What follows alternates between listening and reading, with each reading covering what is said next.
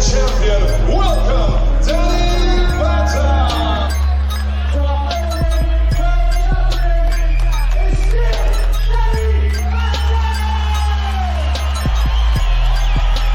Number one.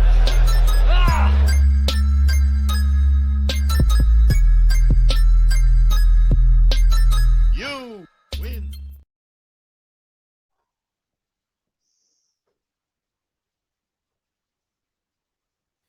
Hey guys, welcome to episode number 7 of the Danny Batten MMA show, only on Ace Podcast Nation. I'm your host, Si, and here at Ace Podcast Nation, we've got podcast interviews and content on all sorts of subjects. Too many to list. But if you like MMA, football, mental health, films, music, we've got you covered. Video at youtube.com/Ace Podcast Nation or audio at all the usual podcasting platforms. We have a weekly live show on football, which is the Andy Campbell Show, every Monday, which is live on facebook.com/AceCast Nation and youtube.com/Ace Podcast Nation simultaneously. And tomorrow night, well, actually, this will be out on Tuesday. So yesterday night, we revealed our new logo for that show. And we talked about all sorts of different stuff for the football. We've also got an unscripted and uncensored with Welsh Boxer Undefeated, currently 10-0, Mr. Kody Davies, who's also fighting this coming Saturday. That will be out Friday evening, ready for you people. And also next week, we're recording a new episode of My Story with former Welsh international and Arsenal and Cardiff defender Rhys Weston. And I have the band The Crooks coming on ahead of the release of their single and sellout tour, so look out for that. Today's show, as usual, brought to you by Away Day Apparel. Away Day Apparel is a group of casually obsessed football fans looking to bring something different to the wardrobes of like-minded people.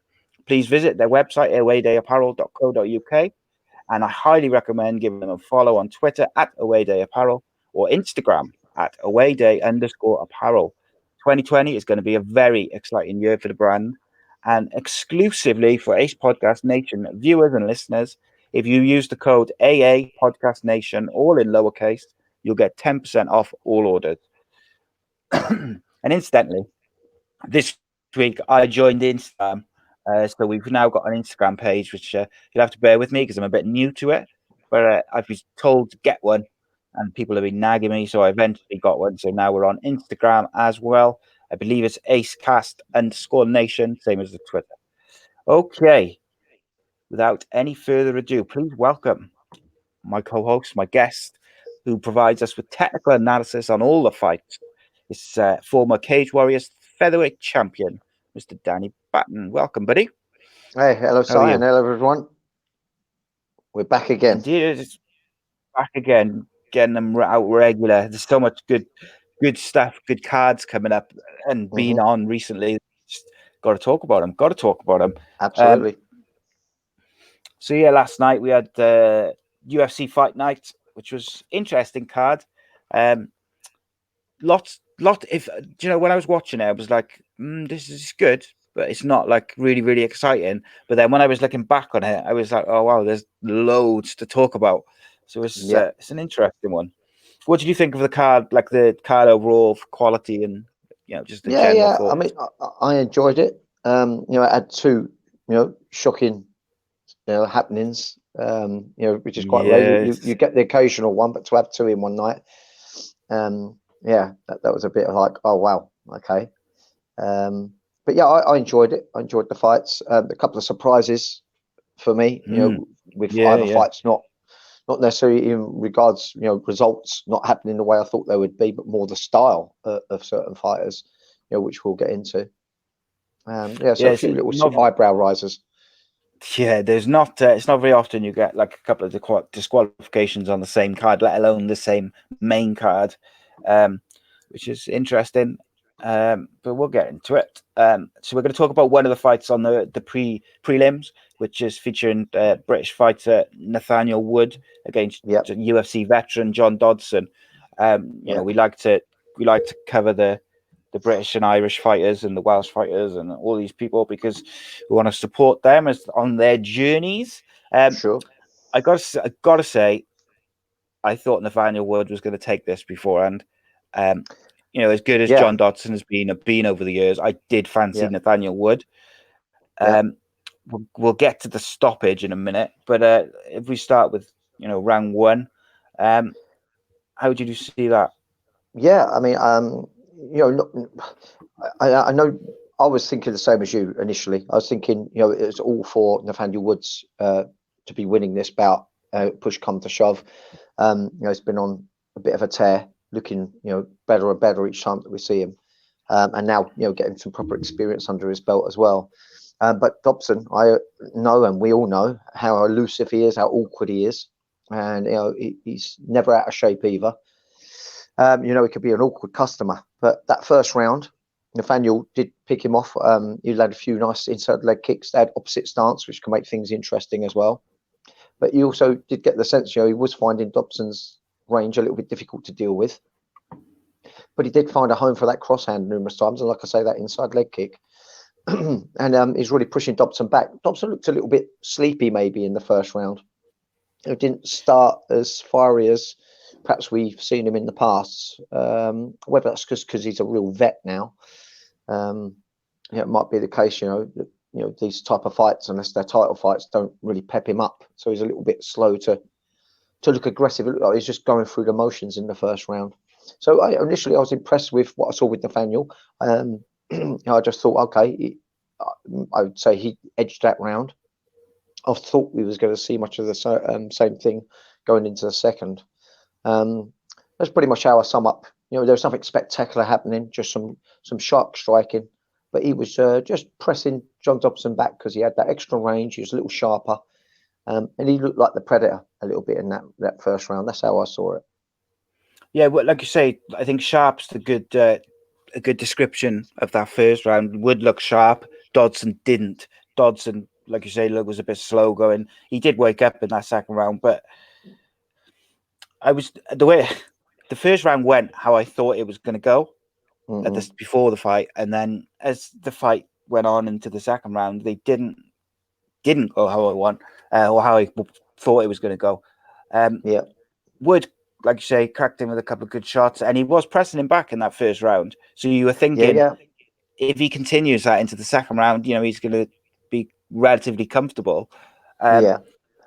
The second round begins, and Wood takes a few, I wouldn't say wild swings, but he has a couple of swings at Dodson, and Dodson then comes forward and hits Wood with some lefts. And I felt then straight away that's when Dodson seemed, he did seem to wake up, and he hit him with a couple of decent shots. That's right, yeah. I don't know whether it was anything to do with the fact that there were some semi-low blows. I will say semi-low blows. Yeah, they were close, weren't they? They weren't up under the cup, but the bottom of Nathaniel's foot it looked like it was knocking the cup up into Dobson's groin. So, yeah, they were borderline. And, Dobson was getting affected by those kicks for sure. But whether the break in the pace for the fact that Dobson had to stop and it broke Nathaniel's concentration and rhythm, or whether we could look at it that it woke Dobson up and made him like, oh, okay, you got to stop doing that. Let's get it down. Whether it was that, I don't know. But we did see a turn of pace. He started finding some successes against Nathaniel. And that sort of like just continued throughout that round. Because one thing that impressed me, just to go back and recap on the final part of that first round, was the fact that I was really surprised that Nathaniel could take Dobson down. In my analysis of them both, I would say Dobson was probably the more proficient wrestler. If it was going to be steered to the ground by anyone, it would have been John Dobson taking Nathaniel down, but it wasn't the case. So I thought, well, maybe that might have been part of the makeup for Nathaniel, maybe even in the second round, to perhaps take him down late. But I just felt like Nathaniel's inexperience perhaps showed through in that he carried on chasing for the strikes. When his timing began to, or his distancing, or combination of both, began to fall a little bit wild for him. He was getting clinched up more as well in that second round. It's interesting. Like we say, like Dodson woke up and he was a lot better in the second round, a lot sharper. But I actually had Wood taking that second round as well, marginally, just by I don't know. It was so close. I saw some people scored it for Wood, some people scored it for Dodson. I think I Yeah, had it just for Wood, but yeah, when I look back at it and I think about it more, I don't know whether I would change that. But Wood yeah, hit some good shots, and I think you could be onto something in that there was halted a couple of times for the kind of yeah. low strikes, whether that just interrupted his rhythm or his concentration. Mhm. Which, if you do give that round to Wood, makes it all the more disappointing or interesting, however way you look at it, to how it Yeah, turns out in the third round, because he would have been 2 rounds up. yeah, yeah. Did you have the second round for Wood or Dodson? If I was going to be forced to give it to anyone, I would have pushed for Dobson. Just Okay. because he put Nathaniel's back against it, but I absolutely can understand why judges or like yourself could see it the other way. But Dobson did have his back pressed up against the fence for a longer duration, and had successes of his own in terms of the striking. So I just felt like Dobson suddenly was the one that was looking like he had that success. So I found my eye was cast to more what he was doing than what Nathaniel was doing, and Yeah. Nathaniel picked up that cut as well. So it's another reason why I perhaps would have edged it for Dobson. Yeah, I could He got certainly some see damage that. going. Mm. Yeah. And towards the latter part of that round, in that second round, like I say, Nathaniel was having his back pressed up against the fence. He's on the deficit regards to positioning, and was unable to get off there for a while. I think there was one part where Wood had Dodson, I think it was towards the end, had him against the cage wall, and he caught him with a nice straight right. And I think maybe it's because it was towards the end of the round as well. That kind of caught my eye. But following that, Dodson did spin him around into the cage wall, but then just before the ref kind of split him up for inactivity. And then they checked for the cut as well. Then, so you're talking there was, I think, 3 interruptions in that round. That's right. Which, from a concentration point of view, obviously is a massive fight for Nathaniel Wood as well to be fighting it. A UFC veteran. If he had taken this fight, he would have, could have been looking to go onto the main card of a next show. Yeah, absolutely. Yeah. So to have those 3 interruptions is going to affect any fighter. And whether it did or it didn't, it's difficult to say. But going into the third round, you're looking for Wood to really press home to make sure he takes the third round, just in case. I mean, kind of doing the right thing, but doing the right thing when you're left to question the previous 2 rounds and thinking it's 50-50 and you've got to go all out for that third round. It's going to put things up in the air on percentages and getting a little bit lucky, unlucky, however you want to look at it. He come out doing what he had to do, which was start trading off and outworking Dobson. But Dobson's short, compact, and really sharp.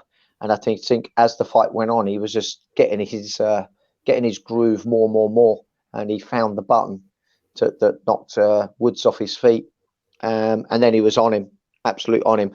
Possibly a slightly early stoppage, but I know they're in it to protect the fighters. And in every shot, even though there wasn't really hugely concussive after the knockdown, he was consecutively punching Nathaniel, and Nathaniel just didn't respond by exchanging the position in any way. Unfortunately, he stayed in that turtle position. Do you think? Just sorry to interrupt you. I just ask you on that. Do you think he was? I felt as if he was actually, when he was on the floor, if they'd stopped it, I would have been okay. But I felt like when he stopped it, he was on his way up and starting to try and turn to defend himself. And I feel like, if it had gone on, say, another 5 or 10 seconds, he probably would have been around and facing him and in the clinch I do find it difficult to criticize referees for stoppages, because particularly when it's with strikes, because they're looking to protect the fighters.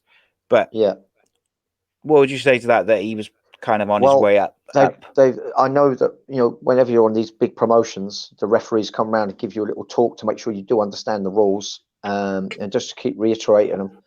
And they also will say things to the fighter like, if I feel there's not a lot of activity, you'll hear me say, let's get some action, or it's going to stand up, just to, so you get to know their lingo and stuff like that. Yeah.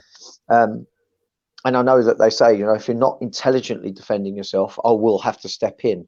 Now, although Nathaniel was getting to his feet, he was receiving shots throughout. You've got to remember, he got knocked down with a shot. He was receiving shots as he was getting up. Can you deem that as intelligently getting up? It's not a good idea to be getting up from a ground scenario, still receiving strikes, which is why I think away. The ref. Yeah, that's why I think the ref stepped in. He had both hands on the mat as he was beginning to stand, and that's not intelligently defending yourself when you continue taking a barrage of shots. So, in that term, I know the ref was right to stop it. Just my gut instinct of knowing what Nathaniel Wood is like, he would have sucked it up and he would have probably got back to his feet. Yeah. But did you bend the Yeah, you very strong black and white rules of a referee just because a character's tough and would be willing to take something to get to a situation where it gets him back to his feet? It's not intelligent defending yourself. No, and when you're taking those headshots, they're looking for you to be defending yourself at all times. Yeah. So I can see it from both ways, but like you say, because we've seen Nathaniel Wood so many times take strikes and recover.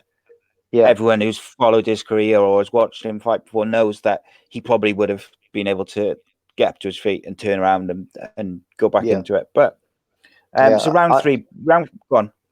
Yeah, that round three was really quick. I mean, we pretty much summed it up. Really, we knew Nathaniel Woods was going to come out chasing Dobbs down. He was expecting it, wasn't he? He's just so sharp and he's compact as well. So if you start closing into his sort of range of strike and you rush in, he's going to plant down on his shots. It's not him who's got to be pretty with his footwork closing in. It was always going to be Nathaniel closing in. So it does take a little bit of power out your shots when you're having to skip in the way Nathaniel was, because he's really eager to get in and get to work. And Dobson was just planted down and caught him on the jaw, and his experience showed through. He knew that was a chance to put it away. That's why he didn't overload on the shots. Even though the shots he was doing on the ground were not concussive, he knows the rules. He knows what the refs have to do. He's heard them time and time again. Intelligently defend yourself. So he just rabbit punched him time and time again, knowing that could push the ref to get the stoppage. Yeah, the round three, literally, it began with Wood came out swinging, and Dodson kind of planted his feet and waited, and he just popped him right in the jaw. He went down, and it was over. It was. And it was. The thing is, when you've got someone as experienced as John Dodson, he knows Nathaniel Wood's got to come out swinging, so he's just waiting for those counter punches, and he did it well. Disappointing for Nathaniel Wood overall. I think started well. Second round, not so good. Third round, obviously, he didn't really get started. Yeah, but, I mean, he was very much on his way up. He's still very much a young lad. And just incidentally, we've had a new guy come up doing sparring rounds with us. He tries to participate in the class, but with work, he gets there a little late. This guy called Rick Salaveri. He was one of the top welterweights and lightweights at one time. He's going to make a comeback now. And so he's coming down to ours to get extra training. And he's trained with Nathaniel Woods. And we was actually talking about him last week when we was training. And he gave me a little bit more insight on what he's like stylistically when you're training with him. And, he said this kid's, proper legit, really tight, correct striking. It's got really cunning ways to trip you down if that's where he wants to take it. So I just think this was down to experience. I think the fact that second round had 3 breaks in the rhythm, I think this broke his concentration. Dobson's been there a million times. I think the thing that went against Dobson in terms of experience was he was a little sleepy in that first round, but he soon got his groove, and he just got better and better throughout the round. Throughout the fight. Yeah, he did. Yeah, and like you say, it's not. It's certainly not a case with Nathaniel Wood where you're looking at it and thinking, "Oh, he's lost the fight. He could be, dropped or whatever from the UFC, because I think everybody can see the potential for where he can go. And there's not many fighters who go their whole career without losing. Let's face it. There's very, very few. Everyone takes a loss, particularly when you're young. And it's just about how he reacts to that loss now. And I'm sure that he'll, he'll do all the right things. Hopefully he'll get, if he's not got any medical suspension, then he can get back into it relatively soon. Yeah. Well, I imagine he's going to have some stitches in that eye. I think that was actually a headbutt. So, they clashed heads, I think, didn't they? Yeah.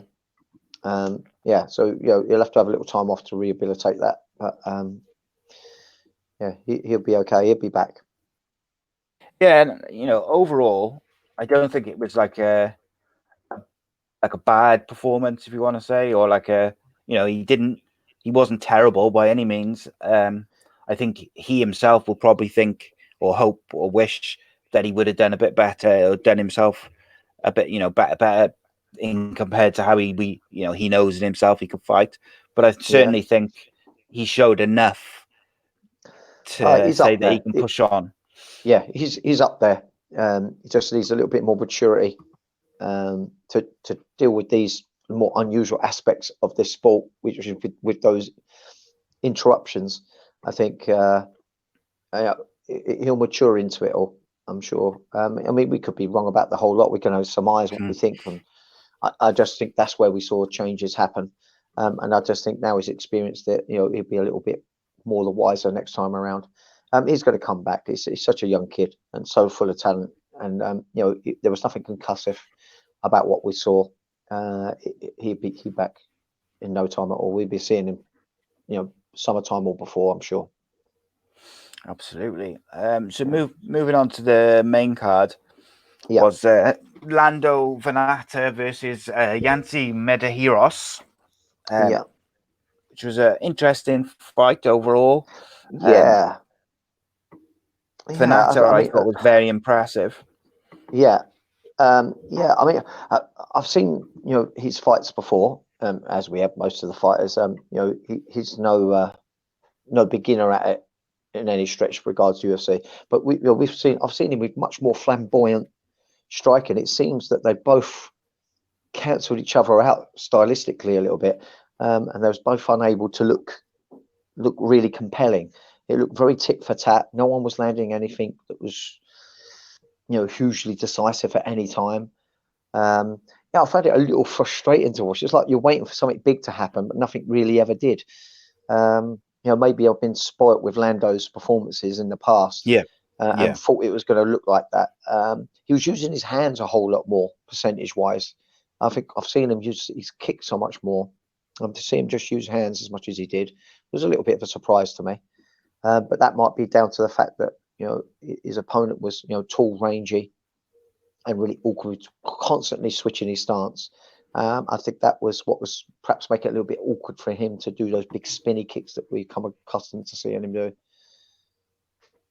Yeah, I think he nailed I think he only nailed one high kick in the first round. Which if you've watched a Venata fight at any point, you've seen him hitting spin kicks and high kicks quite regularly. What I would call this fight, I think, from Lando's point of view, is professional in terms of he did what he needed to do to win the fight without ever really looking like he was going to decisively finish it. What did you feel about Yancy Medeiros' performance in that first round? I mean, it was okay. Just nothing really bit home for him to work on. I think as much as Lando was finding him hard to work out, I think Yancy was finding him hard to work out as well. I think there's both having trouble with their switching footwork. They both have a tight guard in terms of their arm positioning. That they're both quite arms aloft sort of thing. It was a difficult round to score. I suppose you could argue that Lando was a little bit crisp with his shots, but the thing I noticed about Yancy was that he did nearly everything off of his lead side, even when he switched his stance. So if he was going to strike with his rear side, which was his right side, instead of him literally punching with his rear side, he would step through with it and paw with it. He was never really trying to commit a real hard biting strike, whereas Lando would more often do that, which maybe cast my eye to Lando's style more than Yancey's. Do you think? Do you think that was because he was expecting those like kind of high kicks and spin kicks, so he was almost hanging back a bit? Yeah. Maybe it was. It could have been, that he wanted to really be switching with his stance as he comes in to make it a little bit harder for Landy to power up on those, those big kicks of his. In which case, that worked. But by the same token, it also made Yancey not have anything that would ever look concussive. Whenever he did land on Yanni, it was they were pouring shots at best. There was touches on him. There was nothing really, was there, which was ever getting through. Venata hit a nice kick to the midsection towards the end.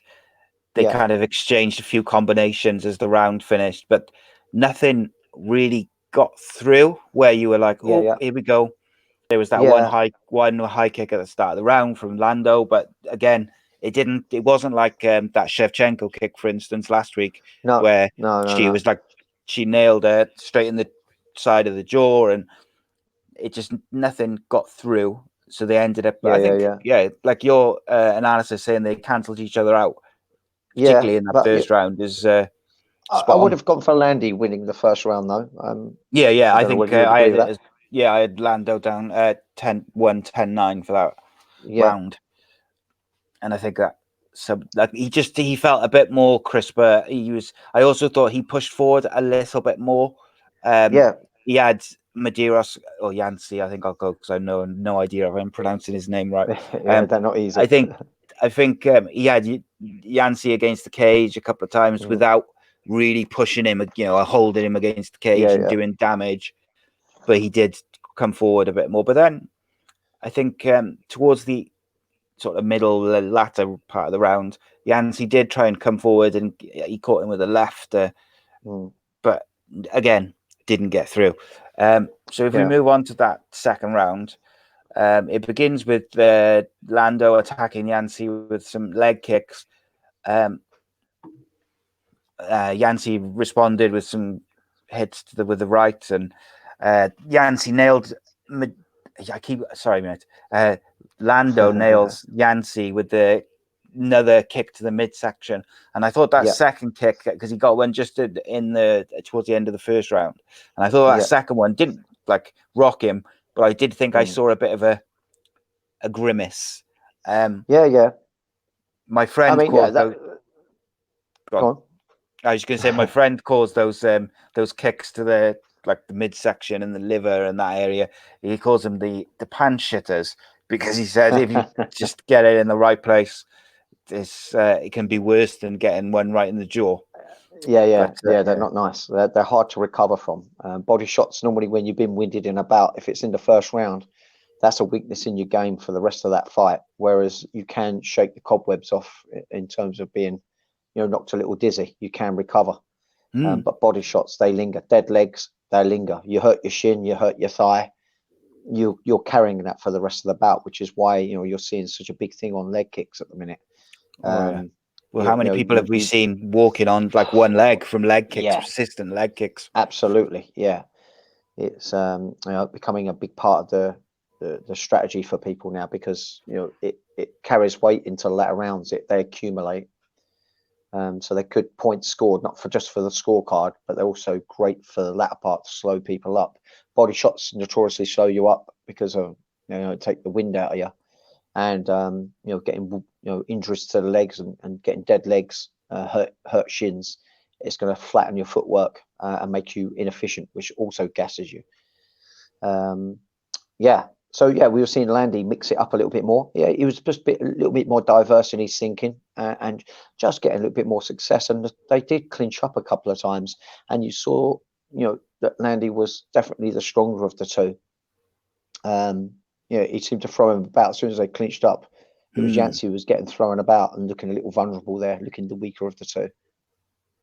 Yeah, I thought Lando hit a couple of nice combinations in this round, and I did feel his striking picked up a little bit in that second round. Maybe it was a little bit more behind it, or a bit more accurate, maybe a bit of a more pop behind it. Without did. without really looking damage worthy. It was just a bit sharper and a bit. Yeah, he had his successes, but like I say, they were predominantly with his lead arm. No matter whether he threw a left or threw a right, he switched his stance as he threw them, and so they inevitably were always jabs or lead hooks. It just, I don't know whether he just didn't have the range management for the cross hand. Maybe he needs to work a little bit more on his actual boxing form. I'm doing one-to-ones with my boxing coach at the minute, and one thing I'm finding is, if you're slightly off balance, you lean over your lead leg. When you throw your jab, your cross hand ain't got a prayer of truly landing on anyone with footwork skill. So, maybe he's lacking a little bit of balance for his hands, and that's why we see him stepping through as much as he did. Or it could have been the strategy to stop Landy's, flamboyant kicks. We can't really truly know the reason why he did that, but I felt that went against him a little bit. I just felt like Landy could, go at him with not really any fear that something hugely consequential was going to happen in return. No, I was just going to say, Danny Batten just said he was with his boxing coach. So you heard it here first. Danny Batten preparing for his return to the MMA cage to regain his featherweight title. No, do you know why I'm doing it? I'm doing it because these youngsters, there's a few of them that I predominantly lose against now when I'm doing MMA rounds. And some of these other youngsters are really chasing at my tail already. So I just felt like I need to make improvements with my hands and my balance again. So I always go back to my boxing coach. Every year I go back for a string of one-to-ones, and he MOTs my game. So, quite often he'll go over stuff that I've gone over many times before. It's not like it, but you're unaware of what you're doing because you're just doing it.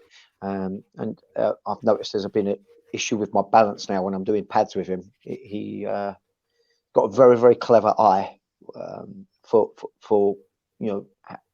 the reasons why something ain't working for you. When he sees you striking, you go, okay, you're doing your jab and you're not putting your right heel to the mat, so you're not pushing through with your lead hip when you're throwing your jab, so it's going to be short. If that's short, you ain't got a chance of making your cross land. Things like that. He's a very clever man. Yeah, I was going to say, all whatever sport it is, whether it's combat sports or football or rugby or whatever, or even athletics, the very best coaches are able to watch someone go through their, the motions of their sport, and they pick up on the technical aspects, which is causing certain, the outcome to not be what you want it to be, or whatever issue it may be. They're able to pick it up, and that's what the very best do, which you can get at BST Academy. There you go. Little advert. So the second round was very similar to the first in terms of there was nothing really significant in terms of getting through, but Lando did pick up his striking a bit. And then right towards the end of the round, Lando backed up Yancey against the cage. He sort of not against the cage, but he backed him up, hit him with a right hook. He grabbed him and he had him against the cage wall very, very briefly, and then Lando really did stun Yancey with another kick to the midsection, and I think that was the one right as the round ended where you could see that it was affecting him. That was the third time he'd been caught there, and that third one looked, without looking brutal, it didn't look pleasant. No, not at all. But I mean, I think particularly for like casual viewers of MMA and boxing, is sometimes they write off these kind of body shots as, because they're not the big knockout. They don't perhaps appreciate the damage that they do over 3 or 5 rounds in an MMA fight, or 12 rounds in a boxing match. Those blows to the ribs and the legs. So it's interesting to get someone of your stature explaining that. Look, the body kicks and or body punches and leg kicks. It's like if you want to chop down a tree, you can't just go up to a tree and push it over. It just doesn't happen. You've got to chop at it. and then you got to chop at it in the correct type of way, for it to fall in the right direction so they don't fall on you, sort of thing. There's a technique to it, and if you want to knock someone out, it's really hard to knock someone out when they've got full footwork and full set of lungs on them. So if you body shot someone, start working at their legs, either one of those makes them more static, and the more static they are, the more they're hurting, the less clarity of mind they have, the more chance you have of landing that headshot that will knock them out. So it's all part of knocking down that tree. It's a huge part. If you just become a headhunter, yeah, you can still do it, but it's going to be a really difficult quest if that's what you're getting seen to be doing time after time. If they know you're just a headhunter, you are limiting your tool set at the end of the day, and people will cotton on and start being elusive. It's a little bit like Jesse Older. He was smacking people's legs up. People cottoned on to that and started adjusting their footwork, adjusting their range of boxing to avoid it. And you actually see him become more and more ineffective. He was doing the kicks and he was unable to do the kicks. People began to know he hunted for them, and they took that out of equation. And some of the rounds that and fights that Jesse Older was losing was the fact that he started getting slightly outboxed and outworked. Because he couldn't work the legs anymore. So things have evolved. You can't just hunt for one thing. You've got to work the full aspect of the potential of MMA. That's why strategy is so hugely important. You can be equal in terms of technique and skill and ability, but the strategy is where it's going to steer it in your favor. Yeah, I think whether if a fighter is just looking for KOs or they're just looking for their jiu-jitsu or wrestling or whatever it is, if you are one-dimensional, when you get to the high-level fighters or even fighters who have got a high-level coaching unit behind them, they'll pick up on those things and you get found out very quick. Just to point out as well that Modestus and Tom Mearns, both from, who obviously train with you, both spoke very, very highly of your strategic MMA mind. Oh, well, so there we go. I'll take that. Yeah. So when you go to the gym now tomorrow, you have a T-shirt saying "Best Strategic Mind in the Gym." Absolutely. So, that's what I was going to ask you very quickly before we go into the third round. In terms as a fighter, would you rather take persistent kicks to the legs or like body shots into the ribs and midsection? That's like over 3 rounds or 5 rounds. It's different but the same. That's such a hard one to answer. It really is, because it takes one decent leg kick and it can put you out. You're finished. Same with a body kick. I'm going to say the legs, for the simple fact that there is a way to condition your legs to be able to take the punishment more. Body shots, you can only work so much with it. It's really breathing out your shots and angling away from the power of the kick or the punch when it's coming in. So you have got to breathe properly. You've got to have a right concave to your body. So you don't want to be upright because your lungs press forward, which is what marathon runners do. Any long distance runner will run upright to open up their lungs. But as a striker, you sit your body back, correctly, my camera's reverse. You want your body like so. Tip of my fingers being the head. You set your lungs back, and you've got to breathe out at the point of impact. So there is technique to try to resist those body shots, but I would say that's much harder to prepare for than if you're going up someone who likes to hack at the legs. You can prepare your legs to a point. I always had very well conditioned legs. I learnt my lesson, as you do throughout your fight career. I thought this guy called Neil McLeod always stand by the fact that he gave me the hardest fight I ever had in the very early days. He was like a European title champion. He's like a world stick fighting champion. This guy knows everything about pain and how to give it. I could barely walk for days after. He really hacked my legs up. And that day onwards, I conditioned my legs and I never went through the same issue again.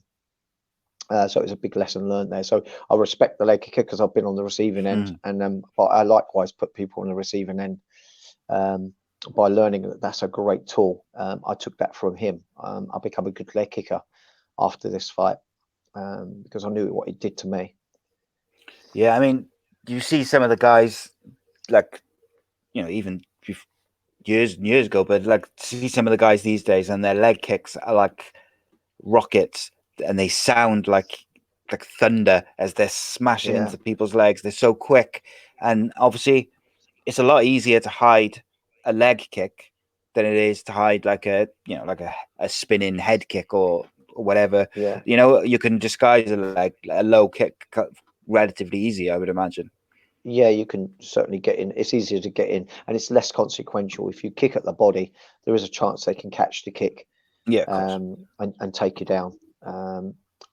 It takes more energy to get your leg that much higher as well.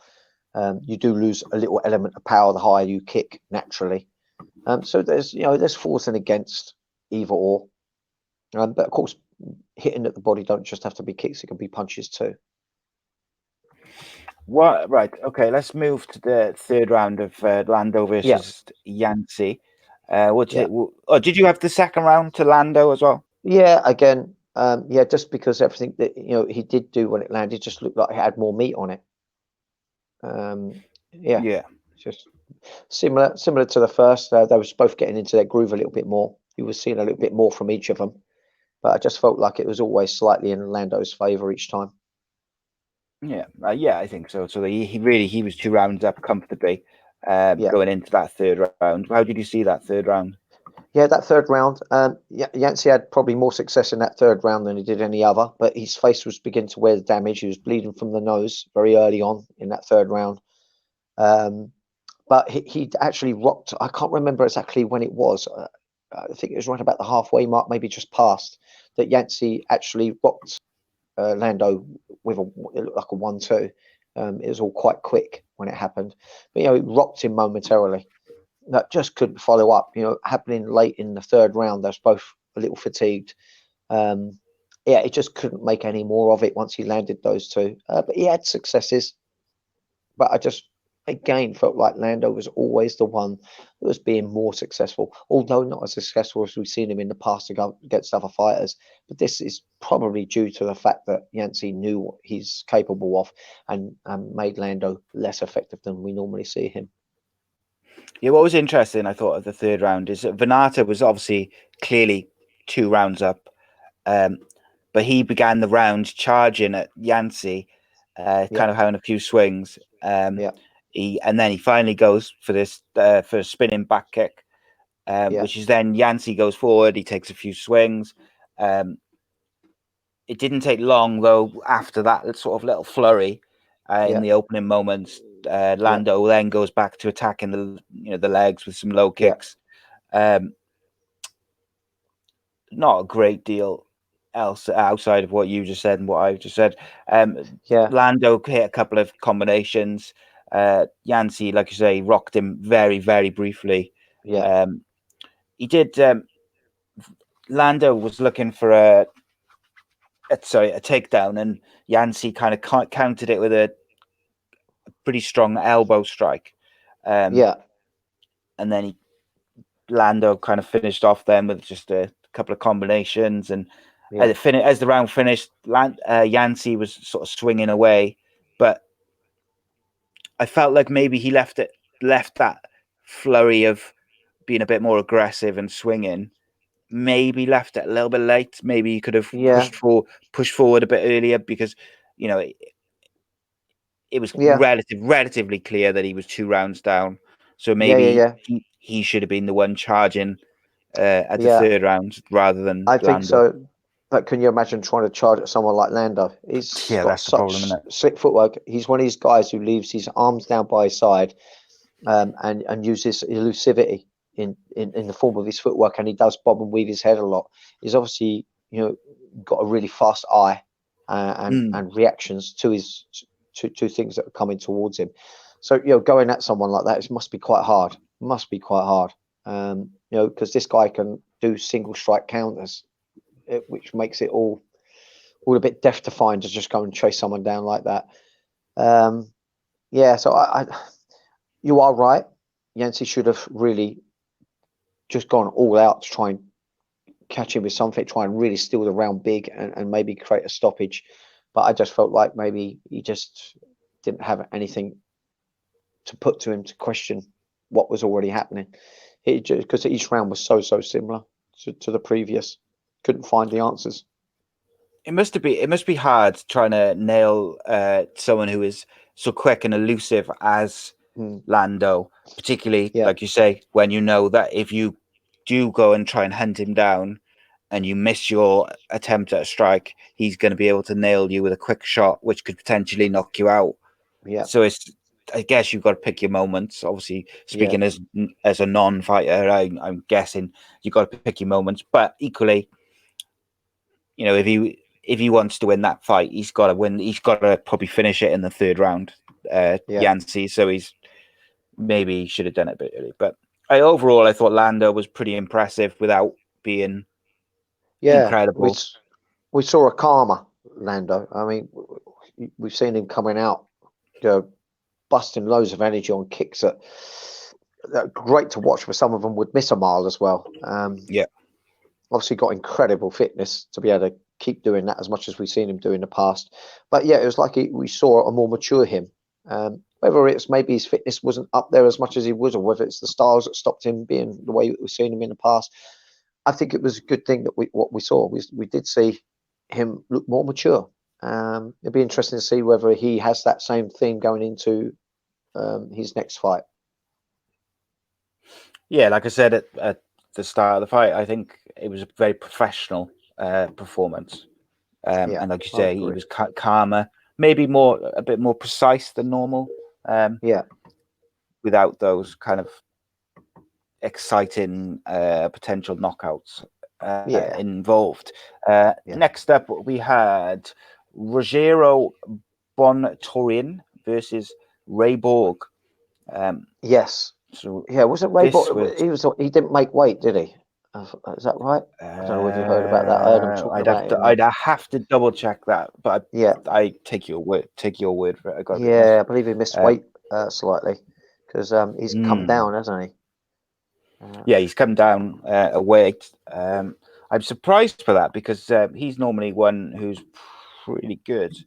But it shows how difficult it is to come down a weight, particularly if you're as big as or the size of Ray Borg.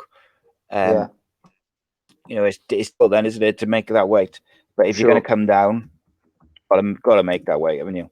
But what a good fight. I really enjoyed this. It was exciting, wasn't it? Yeah, it was really exciting.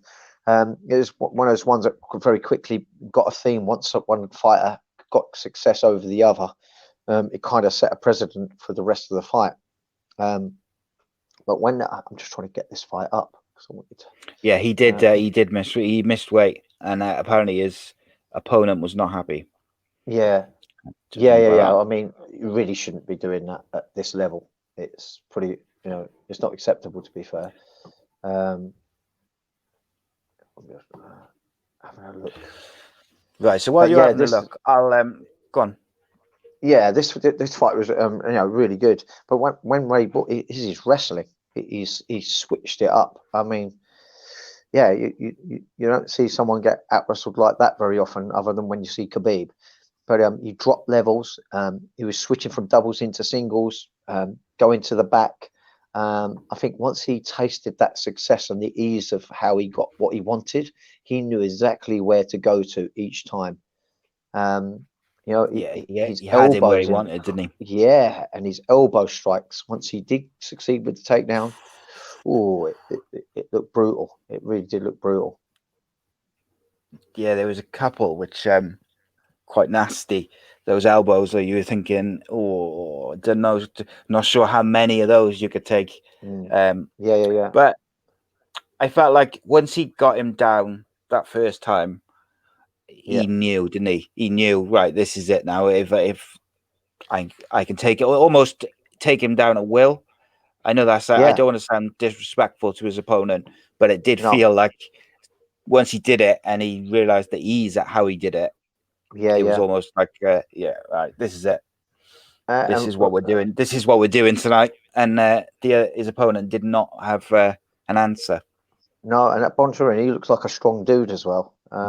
He looks like a specimen. But I mean, technique will outdo that physique if you're lacking by a considerable margin. They look like two different levels of wrestlers. We see the takedown, and from there, really good control and ferocious looking ground and pound, because Bontarin was trying to get his guard up high, and he's doing a good job to try and get it up. But the consequence of coming up high is that if you're trying to get a high guard on someone who's trying to get a high posture, the risk is that they obviously can come raining down with some big shots. It's really quite hard in MMA to work a high guard with someone who's going to have devastating potential ground and pound like that. How he never got opened up, I never know. Obviously just didn't quite land right. But he wore the threat of those elbows very, very well. He come out relatively unscathed. Bontarin really struggled. It looked like he just did not have an answer for the wrestling, did not have an answer for the ground game. He had enough to keep surviving. But after that first round, he was left with some big questions going back. I would have liked to have seen him try to stay on the feet more, but it just kept getting put to the ground time and time again. He had no ability to stop it, it appeared. It must be, as a fighter, once you get into a fight and you realize that you've got a tool which is doing the job so easily, or doing it well, it must be difficult to not keep going back to it. If you know what I mean, because it's working, and it did. Working. Even as the fight went on, he didn't have an answer for it, did he? It's not like he struggled in the first round with it, and then as the second round went, he started to get to grips with it. He struggled to do anything from to defend the takedown throughout the whole fight. So, like you say, Borg took him down quite a few times. I think it was three times in the first round. 3-4 times, and he was hitting him with elbow strikes, ground and pound. And as the round finished, he scored another takedown, and he had him, and he gets half guard, and Borgs lands the ground and pound to finish the round. Comfortable 10-9 or a 10-8? Yeah. Do you think a 10-8? Not quite. To me, a 10-8 would have to be like a domination unawares with something consequential. I would have to score a 10-8. I think I want to see a punch that rocks the guy, that leads to him to be taken down and getting ground and pounded, and maybe have a back take with a submission attempt as well. I would score a 10-8 where it's been dominated unawares. Of course, if it is just left on the feet and the guy ain't even trying to take it to the ground, if he's just chasing him around, knocking him dizzy all the time for a whole round, then you can also give it a 10-8. I wouldn't say it's quite a 10-8, but it's certainly a very dominant 10-9. Yeah, I think so. Borg couldn't have done much more, I don't think, in that first round. No. It was great without overworking himself and overexerting himself. He did just about as good as anyone could against that guy in the first round. We've got. Gone. We've got the second round, isn't it? The second round. And the second round, he come chasing straight for him. He knew what he wanted. Bronson, he did good trying to defend it for a bit. He was defending that single, and it looked like he was going to get himself out. But the relentless pressure of Borg, he just kept on at him and just got him where he wanted to again. But it was good because he caught the knee, Bjorg, and then he went up to the waist. Then he went to the single. Then he went to go back to the waist again. But it looked like it was going to slip away from him. But he persisted back, driving back up with that single leg, and got the hips back into play, and then went to the back, standing up from there. Then he dumps him down face first, which you don't see very often. So often we see takedowns or throws being to the side or over the back, but to be picked up and thrown to your front like that, you don't normally see, which worked out well because that's what was getting him to the back position. So good because he's throwing him face first to the ground. Then we saw stuck on the back, didn't we, for quite some time, trying to work that choke. I was there for, I think, a minute and a half, 2 minutes. Yeah, he was hunting for that rear naked choke, wasn't he? And he was still attacking him with strikes as well. Eventually, Bonatorin manages to sort of shake him off his back, but he literally almost straight away takes him down again. And he gets the ground and pound, and then Bonatorin stands up again, but Borg jumps on his back just as the round ends. So that second round, like, Bonatorin did better with his defense, but ultimately Ray Borg is, he's dominating him with his wrestling, and then he's looking for the rear naked choke, or he's looking for a ground and pound, and he's got it. More often than not. If a wrestler is getting that kind of deep shoot, you will be able to defend one or two transitions, but they're not going to get tired because this is what they do day in, day out. That's what they've done since kids quite often. He got put into his world. He did okay, but it was only ever going to go one way, and Ray Borg knew that, and so he kept putting it there. I think he was struggling with the finish because he chose to do a body triangle. I think when you do body triangle, it's quite hard to finish with a rear naked choke because you can't penetrate your hips through. Whereas if you have hooks in, you can push your hips in to stretch their body out to pull up on the neck, which consequently makes the chin lift, and you can get a cleaner choke. Doing a body triangle, they can stoop forward, keep their chin low, and they can access your wrists. So it wouldn't be my preferred choice for a control while trying to choke someone. I'd use the body triangle more to try and work angled elbows maybe. But I think that's possibly why we wasn't seeing a finish there, because of his choice of control. Yeah, I mean, let's make no mistake. Ray Borg is a high-level wrestler as well. He's not like a beginner or a rookie. He's wrestling at a very high level. And Bonatorin didn't really have an answer for it. So 10-9 again in the second round there for Ray Borg. Absolutely, convincing 10-9. And I began to think, well, this is going to be an exciting third round, because I thought Bonatorin was going to come out absolutely chasing him down. But again, like I say, he went back to his corner, come back with no real answers to the issues in hand. Although you did see a little fatigue creeping in. Ray Borg although he got his takedowns early, the takedowns started not to be slams. He was really picking them up and turning them in the air for the first two takedowns in the third round. But as the round progressed, he was still getting him down, but it was more dragging him down. But I think it was just all too late. He still had enough fuel to get all the way home. I felt sorry for Bonatorin, because I've experienced that helplessness. I mean, the time I get to experience it when I'm facing some of my students that got a weight advantage on me, and they're sort of half my age, and you kind of, that helpless feeling is just awful. when you start to get fatigued as well, it limits your strategical approach to the situation in hand. So I've really felt for him. He did what he could. He has to go away and become better if he wants to face people like Ray Borg. Yeah, absolutely. I mean, without going back, I'm not going to go back through that round 3 because it's a lot more of the same.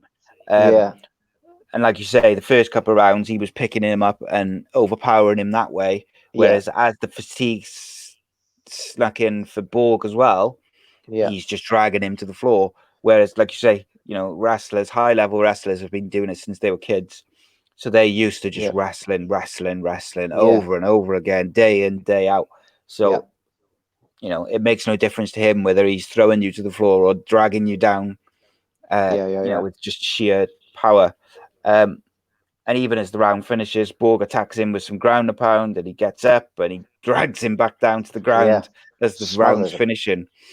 A comfortable unanimous decision. I had it as 30-27, 10-9 in every round. One judge had it as 30-25. But the other two had it as 30-27. I can understand that, but for me personally, which rounds do you think that judge gave as 10-8? I would say it would have been the second and the third. The fact that in the third he was just kind of all over him. The second he was going for finishes as well, wasn't he? The second one was the one that he looked like he could try and put him away with a submission, but yeah, I just think trying different thereafter they things. got too gassed to. Mm. Yeah, obviously, we can only surmise he had a bit of a weight cut issue, which would have taken some zest out of him. Yeah, if he can put that way, and Rage Borsch can carry on performing the way he has done, he's going to be an exciting prospect. Yeah, that weight could be good for him. It's a shame that he didn't make weight, because if he had made weight and then performed like that, it's impressive, really impressive, isn't it? But they're missing the weight. It kind of takes the edge off the performance a little bit. It put a little shadow over the performance. But yeah, let's not get ahead of ourselves and be too crazy harsh. As much as I really do find it unacceptable for you not to be able to make weight on such a big event, it is a new weight division for him. Yeah. Long as he puts this wrong right and he can perform at this weight by making weight, we can see him making waves in that division. Absolutely, I agree completely. Next up was Brock Weaver versus Kazula Vargas. It lasted 4 minutes. Ended in disqualification via a legal knee strike. The first of the evening. Yeah, and what a knee strike it was. I mean, it really hit home. Yeah, it was nasty. Absolutely right that the ref stopped it, because I think initially the fighter wanted to carry on, but I don't think he was fully aware what happened to him. No. But his arms went out straight, and his body jolted as he received the knee as well. His body really jolted as he collapsed down, because he barely got up onto his side. I mean, definitely was not even on his way up, really, when he received that knee. Do you know what I found weird about it? Yeah, I do think it's inexcusable, this one, because what I found weird about this one is this wasn't a case of, like where they've changed the rules about one hand on the floor and 2 hands on the floor, etc. So when it's like that and they've got one hand on the floor, I can understand the confusion for some fighters where they're adapting to or where they were adapting to those new rules. But this wasn't that. No, he was down and he just cracked him. I don't know whether it was a rush of blood or what, but it was nasty. No, this was completely illegal, no matter what. It wasn't even on his way. I don't know what the guy was thinking, caught up in a moment. But I don't know, at this level, you shouldn't be inexperienced to be kneeing someone who's pretty much on his side. It was a disgusting knee. Very lucky he didn't get opened up with it. Could have done some real damage, to crack someone in the head, like with your knee like that, is you could do some real damage, which is why the rules there about downed opponents and knee strikes. I wouldn't be happy if if I was Brock Weaver. I would be very upset. Yeah, and rightly so. Which was a shame, because up until then the performance was looking very good. Very aggressive. Too much so, because it went to a point of being illegal. Carried away. Yeah. It was a shame. What do you think that is? Like, do you think it's just a rush of blood where he was being aggressive and he just kind of did it without thinking? I know it's difficult to think like what he's thinking, but it just seems a strange one. I'm guessing we've all got a different level of animal in us, and this guy's obviously got an animal type instinct. I know he doesn't hold back in saying about how courageous he is and how he's obviously got that mindset. He's got the mindset to kill, and that's the way he does it. And unfortunately, it's going to lead sometimes to situations like this. I'm guessing if he lets the occasion get away with himself. I think it's maybe he had such a dominant position so early on. He had all this pent up energy, and he just responded at a first instinctual thought. The head become available to him and he need it. It's not my way of thinking, but you've got to understand that different fighters have a different way of approaching these fights, and this guy's obviously the type that sees it as a real fight, and he just responded and saw a target and he hit out at it with what was available, which was his knee. Doesn't make it right. It wasn't right. I hope we don't see that again, because I think if he makes a habit of that, he'll be out of UFC pretty quick. Yeah, definitely. Next up was Montana De La Rosa defeated Mara Romero Barella by unanimous decision, 30-27, 30-27, 30-27. This, I thought this was quite an exciting fight, quite an interesting fight at least. Yeah. No, I enjoyed this. Saw a little bit of striking. We saw a little bit of grappling. Some good wrestling from both. I quite liked it. It was a good technical bout throughout. It had my eyes glued to the screen, this one. Very, very enjoyable. Yeah, so the round began. De La Rosa and Barrera, they pretty much come swinging out at each other straight away. They didn't hang about having a look at each other. De La Rosa goes for the high kick. Then Barrera scores a takedown. Yes. But, De La Rosa was able to get back up, but ate a few strikes on the way up. De La Rosa, then she scored De La Rosa scores a takedown on Barrera. Barrera scrambles back to get control. It was very back and forth, those early moments. Yeah. No, it was in the first round. It was very backwards or forwards. But like I say, I from both parts, I was impressed with both their games, and it really left me wondering how that second round was going to go. There was not a strong precedent set by either of them going into that second round. So the first round was what it was, but I was really curious and on the edge of my seat a little bit on seeing how this would go in the second round. We got to see some good wrestling exchanges and some good grappling. Some good control as well. Typical of the ladies. I love watching them, as you know. Saw a lot of technicalities going on. We've last 3 shows, I think some of the women's bouts have been incredible. We've been really, really treated to some high level women's MMA. In different ways, wasn't there? There was the one before, I think it was the Holly Holm fight, which was exceptional on the ground, and then you had Shevchenko last week, just unbelievable striking. And then you got one like this, which is back and forth. And even as the round finished, they were sort of De La Rosa scrambled to her feet. She gets it back. She jumps on the back of the standing Barrera, and then De La Rosa gets off her back, and she lands a few knee strikes as the round ends. I had this one marginally to De La Rosa, only marginally though. Mainly for the grappling control. It was good. She had a bit more. She was a bit more aggressive, and she had just a bit more about her. Only I think it was close though. Definitely. Round 2 began with De La Rosa attacking Barrera with a kick to the midsection. We've seen a few of them throughout the evening, and this one was no less painful looking. Barrera cracked De La Rosa with a few rights in return. Rosa charges at Barrera, swinging at her. De La Rosa dragged Barrera to the ground. She literally just dragged her to the ground. Managed to get back control. She peppered her with some sort of strikes. And then she transitioned to side control, where she wasn't able to do much from the side control, which meant she kind of returned to back control, and she was attacking with the ground and pound, and the round ended. I thought De La Rosa took that round a bit more comfortably than the first.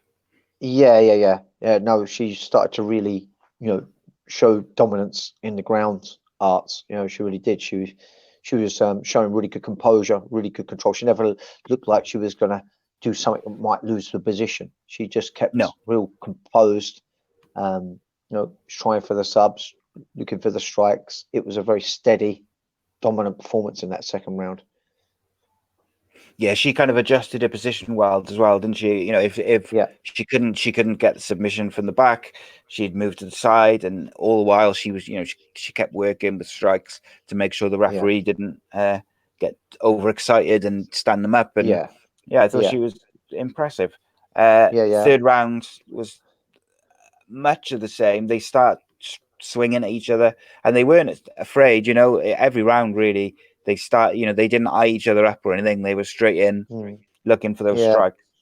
Yeah. Barella, she held her form like she was the better striker. She had slightly tighter form. She looked like she could stalk well, but when she threw her shots were she was throwing her hands kind of short. They were like they're like peppering. They weren't. She weren't ripping her shoulders. She was punching from the shoulder, not ripping her shoulders. She wasn't getting the whole of her body twisting into her shots. She kind of clustered and crowded her own work a little bit. But she looked like she should have struck better with the look of her form of her guard than she actually did. And of course, De La Rosa cracks her, doesn't she? And knocks her off her feet, knocks her back. And then we're back into the ground scenario again, where she didn't look like she had many answers. And there it stayed for much of the round. Yeah, it spent a long time on the second part of the round. And you're right. I think Barella, similar to the earlier fight with Ray Borg, she didn't have those answers on the ground. Whilst it was stood up, like you say, she technically looked pretty good. She just didn't have the defense almost to do anything off the ground. So De La Rosa dropped her with a right, and she gets the top control. That surprised me because, like I say, Barella's form was really good. I was actually surprised a shot got through like that. So kind of like really jolted me with a little surprise. I was thinking, oh crikey, no, she's got to really make a play to get back to her feet real quick, but she didn't. She accepted that back position a little bit too willingly. Maybe it, knocked her dizzy more than we realised. Yeah, but she kind of then got stuck on her back, and it wasn't forecasting well for her.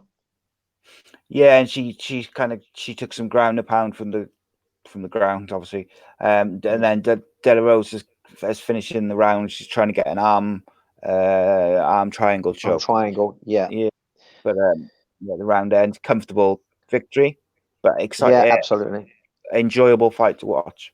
It was a good, clean, technical bout. I enjoyed watching it. There were some really nice takedowns. I don't know what you would call them, but where they're behind, and De La Rosa was stepping to go, trip her back. It was a nice takedown. It was good little exchanges there. There was just, there was no real close submissions that had you on the edge of your seat, really. No. And there was no huge consequential ground and pound that made you go ooh or ah. But the fight was a good, clean, technical bout, and I enjoyed it. Yeah, I thought Montana De La Rosa looked about as impressive as she could have without finishing the fight. Yeah, absolutely. Yeah, I'd agree with that. Okay, now for the controversial fight, I suppose. It annoyed me, I got to say, so I might have a little rant about this. But Diego Sanchez versus Michel Pereira. Okay, give me your overall thoughts before we go round by round. Confused. Diego, I've been a fan of his courageous mentality to the sport. I know I'm quite stubborn in my mind in terms of when I spar, and when I fought, I was always quite stubborn to not back down from people coming at you hard, etc. Blah blah blah. This guy impressed me with the fact that he would go at someone no matter what the consequences. He takes the fight to people.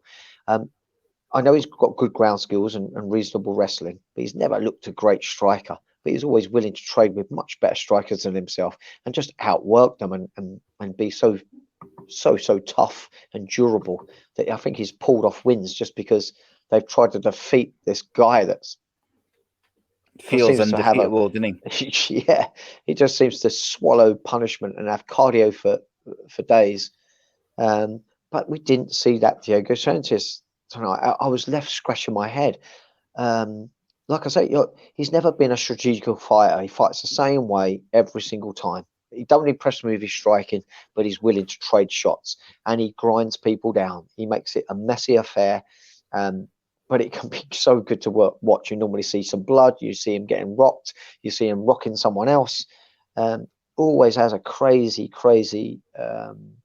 fight. But this just wasn't. It was him footworking away. I don't know whether it was the size of Pereira, because Pereira's big at the weight. It really is. He's tall, very athletic. But if we've seen one thing from Pereira, is that his cardio ain't good. Particularly if you make a messy fight of it, which you would think would suit Diego Sanchez. Why didn't he press forward and and make a grind from the get-go to try to take this thing out of the tower. Pereira, was he intimidated by the size? Was his training camp not so good? Is it the fact that he's changed camps and they just don't have a clue?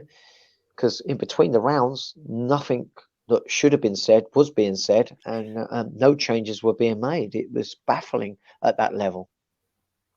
Yeah, number one, I thought the team for Diego Sanchez in between rounds, I thought they were dreadful. Yeah, agreed. I thought they could have really helped him out during this fight for all the reasons that you've just said. They needed to encourage him to fight his normal way, fight his, make it a dirty fight, make it press Pereira, because that would have suited him both for his own game, but also made Pereira uncomfortable. They just, and they didn't, and the advice they did give wasn't particularly technical or impressive. They didn't actually tell him how to infiltrate a plan. No. They didn't give him any true a lot advice of nothing, he could work wasn't it? with. Yeah, it was. It was pointless them being there. It really was. So I don't know whether I'm angry and upset at Diego or whether it's his team, but you would think Diego's so experienced that he would have been able to figure this problem out himself. For me, Pereira was someone very beatable for Diego, even though he is a bigger man, even though he's extremely athletic and flamboyant and potentially very dangerous with his striking. We know that he's only got a round and a half in him if someone can push him. And Diego is that pusher type of stylist, but it just was not the Diego Sanchez that we've seen of old. And quite frustrating to see him. He's doing a weird thing with his arms, almost pointing his fingers forward. Surprised he didn't get more warnings for doing that, because he was really high up, really extended. Well. Absolutely strange. I don't know what he felt that was giving him or gaining him, because he was predominantly having to use his footwork to keep at range, or he was choosing to. So there was no need to use that long guard either. It was just a mix and match of strategies that just didn't suit the circumstance or suit the opponent he was up against. But he didn't break this theme. He kept doing the same thing round in, round out. Maybe he was pushing a little bit more in the last round, but it was all just slipping away in such a frustrating fashion. I was kind of annoyed, left annoyed at the end of it. Like I said, I don't know whether to be angry at him or the camp. Yeah, it was very frustrating. It was really weird because he came out first round, first 10 seconds or first 5 seconds, and he tries to hit like a rolling wheel kick. And you think, there we go. Here goes Diego Sanchez. So straight away, So when I saw that, I was like, here we go. This is going to be, because I know what Pereira's like. I thought this is going to be fireworks. Yeah. But he did that and then ran away from his strangest thing. It was very, very strange. I'm not going to break it down like blow by blow, because just for simple reason, really, that Pereira's striking was very much as you'd imagine. It was decent in the first round, but Diego Sanchez kind of ran away. Would not run away, but he was constantly moving away. Very disengaging. So Pereira couldn't even look his usual self. He couldn't look as good as we know he can look. This on paper looked like an incredible matchup. This was, out of all the fights before you actually diving in and looking at them, I was like, oh, that's going to be fight of the night. Yeah. But it was the worst fight of the night. And then Sanchez would then out of like occasionally try and hit like a spinning back fist or something like that. Yeah, Pereira avoid it, and then it would go back to like this, like disengaging, I think is the best word that you just used to describe it. Second round was much the same, although I thought Sanchez did fire back a little bit, but still nowhere near what we were expecting before the fight, and what would put Pereira in trouble, what we've seen Diego Sanchez do for so many years. And then in the third round, Pereira hits him with a illegal knee strike. It is a legal knee strike. It was rightly halted. Yeah. But the rest of the come in. It wasn't like the earlier knee strike, where the earlier knee strike knocked him flat out. Oh yeah. You can't carry on after that. This one just caught it. It caught him. He didn't go down. It did cut him, I think. I think it cut him high on the forehead. We don't know how deep that went. You know, up on the forehead, you can get cut quite lacerated quite deep. Yeah. Whether that's the reasoning why they never let it carry on. But Well, yeah, it wasn't them though, was it? The doctor came in and the doctor said, he's good to go. And then the referee asked Sanchez, "Do you want to continue? There's not long left. There was 2 minutes left." And Sanchez said, or he was asking, basically, I'm paraphrasing, but he's asking, if I say no, will I win the fight? And I'm thinking, no, come on, you don't want to win like this. Don't do it like this. Don't do it like this. And I could not believe my eyes and ears when I saw him then say, and then he asked to speak to his coach. Obviously, he's not allowed to do that. Yeah. And I could not believe my eyes and ears when he then said, "No, I'm not good to go," because I just thought, that's just not him, is it? No, and that felt to me like someone who was having a bit of a cop out, who knew they were losing the fight and weren't having a good night, and decided to take the easy option. Now, I don't want to be. I'm not trying to be kind of disrespectful to Diego Sanchez. I've loved watching his fights over the years, but overall, this fight, he just wasn't himself, and I feel like he really, really took the easy option out. And I'm not. Who am I to criticize fighters? They put their life on the line every time they fight. I know that, but this didn't feel right. Yeah, no, it didn't feel right, and like you said, when this communication between him and the ref was taking place, I mean, Diego's whole attitude has always appeared to be, I'd much rather put on an exciting, courageous fight and lose than I would have a boring one and win, let's just say, or to win in the way that he did with the disqualification. Who knows? Maybe it's something going on in his personal life. We can only ever surmise these things, which is what I always go back to. I don't want to be over harsh because I've still got a huge amount of respect for what he's done for the sport. I've really enjoyed watching him over the years. Could that fight be an earmark of maybe, to say that, Diego Sanchez is now That's done? enough. Yeah. I would be happy to see him retire, not based on that performance, but just for the fact that he's been and had so many wars. It's not like that he's going to be a UFC champion. He could be a bit of a gatekeeper, but I think he's better than that. Maybe he should be, looking to call it a day. Like, to me, it felt like he wasn't like the referees. The doctor said he's all right, which all right, you don't know how he's feeling. His eyes are clear. Yeah, but he's not asking he's not. You'd expect Diego Sanchez to be saying, I'm fine, restart the fight. Yeah. Whereas he's kind of trying to work out whether, if we don't restart the fight, do I win? And that to me was what was disappointing, because he wasn't saying, I'm not fit enough to carry on, or I feel dizzy or whatever it may be. He kind of was asking, he played the system. It's almost like he played the system. And then, funny enough, when the referee waved it off and the crowd started booing, and I think it kind of clicked with him what he had done. He said he's sort of was saying to the ref loudly, I've got blood in my eye, I can't see. But obviously the doctor had cleared the blood away. Yeah. It just felt a bit. I'm stuck because I don't want to be disrespectful to any fighters, but it felt like a bit of a cop out, and it was frustrating, the whole thing. Awesome. Yeah, who knows what's going to happen from here on out? I don't know what's going to happen with his career now. Time will tell. But for Pereira, okay, he definitely should not have done that knee. No, but he performed well, as much as he could perform well with someone disengaging as much as he did. We didn't see him doing what he normally does in terms of his flamboyancy. Because Sanchez was backpedaling so much, but he did well with what he had. It just ended so badly for them both, really. A forgettable occurrence, really is. Yeah, disappointing all round, really. I got to say, one person who will be very annoyed by that is Dana White. So I might seek out his interview after that. Yeah, he doesn't hold back when he's disappointed or or so frustrated. It'd be interesting. Yeah, it'd be interesting to see what he says and thinks about the whole situation. Yeah, Okay, let's move on to the main event, which finished, for the right reasons.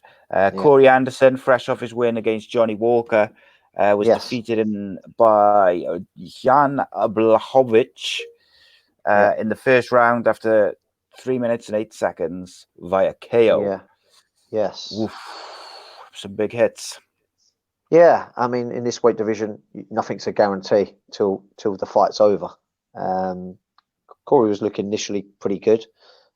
Surprised me he wasn't looking to clinch up. I think he was wanting to make a statement with his striking. And I don't even think Jan looked that good with his striking. He wasn't looking that great. When he was throwing his right hand, it was sort of looping a little bit off balance, a little bit obvious. It just wasn't performing great for me. His footwork wasn't impressing me. There's nothing that was impressing me with Jan. And Corey was the one looking good initially with his footwork and striking forward. He was looking the better of the two, more composed, looking more pretty, looking more relaxed. But then very quickly, there's no big secret to what happened. He got clobbered with the right hand, I believe, and it was over just like that. Really is. But I know Jan then ran over to the cage, didn't he? Pointing to John Jones. John Jones. I don't want to take anything away from that, Jan. Yeah, he's just not up there with that level. I know Jan probably wants his payday, which you get facing someone like Jones. I feel a bit bad. The fight game is what it is, and there's the puncher's chance. I feel like Corey got caught by the puncher's chance. I don't want to say luck because I don't believe in that. But at this weight, it only takes one to hit home, and it could be curtains. That's just the way it was this time around. I think probably 8 out of 10 times these two would face, Corey would win. I think 2 of those 10, for the fact of the punching chance, I would give it to Jan. And this is one of those times Jan come off victorious. Yeah, Corey looked, like you say, he was light on his feet. He exchanged a couple of jabs, leg kicks. He looked for a takedown. And I felt like that was going to be his best chance, was to take Blachowicz down.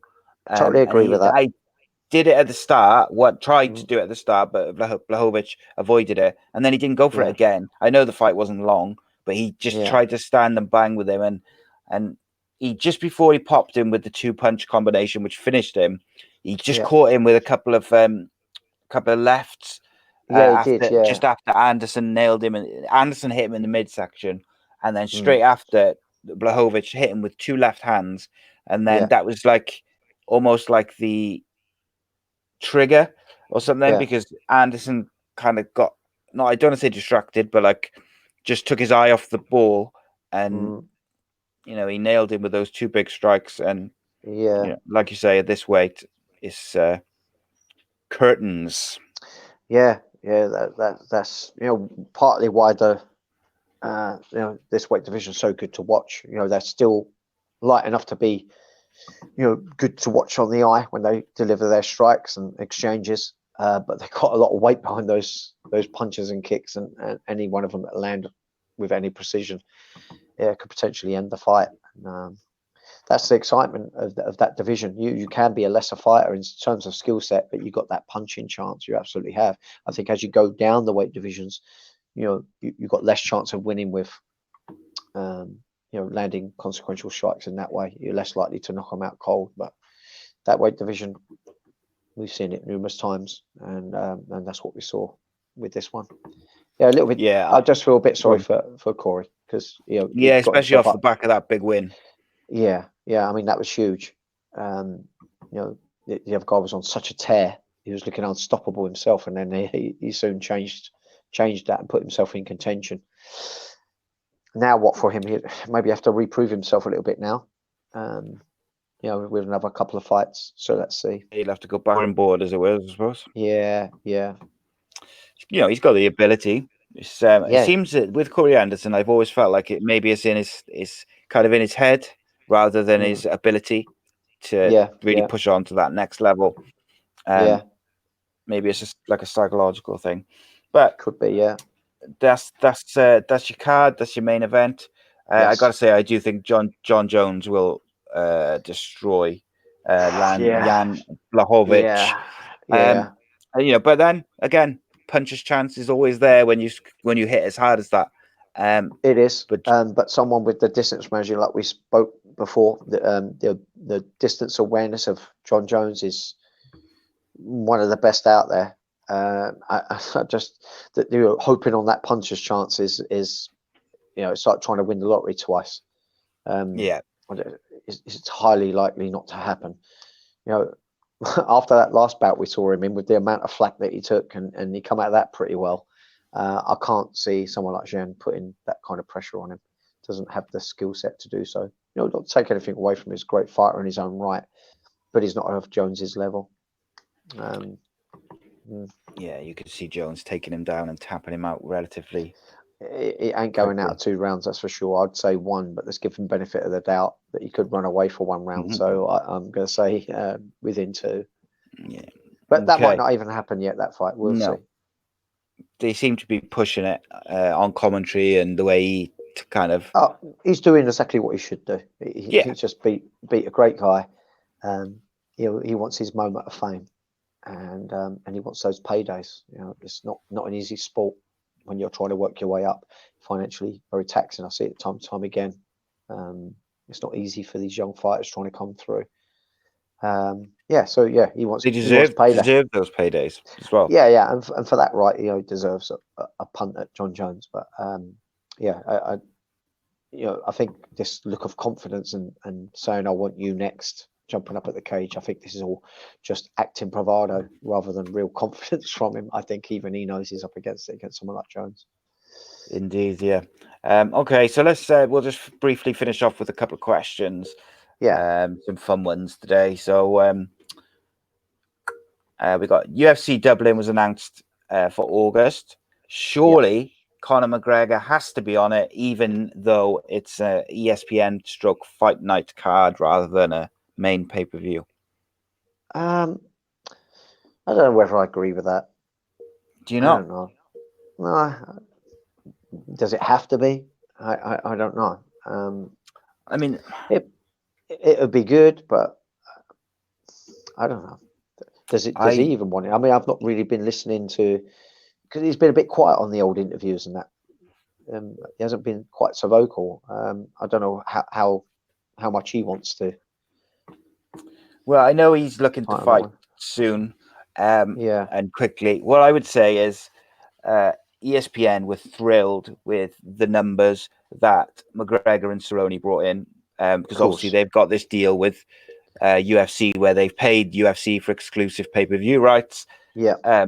So they needed the numbers, and I think they were a bit disappointed with the numbers throughout 2019 because, of course, whilst the younger generation are all familiar with streaming and downloading an app and getting the pay-per-view that way, traditional people who just like to go onto their TV and buy the pay-per-view may not always, you know, come over to that. But the reports I read from, you know, quite reputable people said that ESPN are very happy with McGregor. They want him fighting again, you know, as soon as they really can, because he brought in the numbers, which is no surprise with him. I love watching the guy fight. I love what he brings.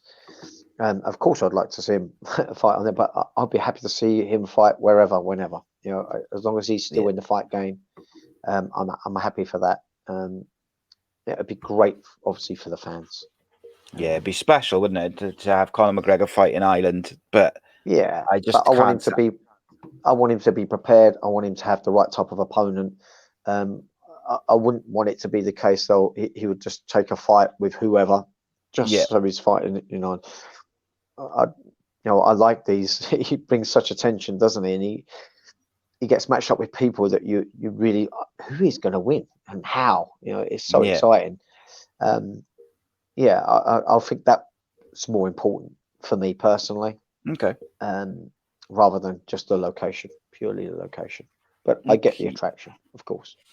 Yeah, it would be special, but okay. How difficult is it to face a genuinely tall opponent, and why?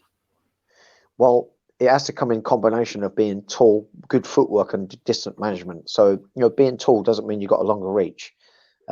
So it really depends what combination that height comes into. So if you have got someone which makes it difficult, which is tall, rangy, and they've got good footwork, good distance management, then it's a real difficult affair, because it's like playing a game of chess and you've got the white pieces, you're moving first. Statistically, you have a slightly more chance of winning.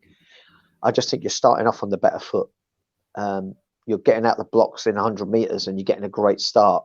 It's a great thing. I just think they have the potential to start better. And it's always the guy who's shorter, with the shorter reach, that's left chasing, having to burn more of your candle's energy to close in, to try to be effective in the first place.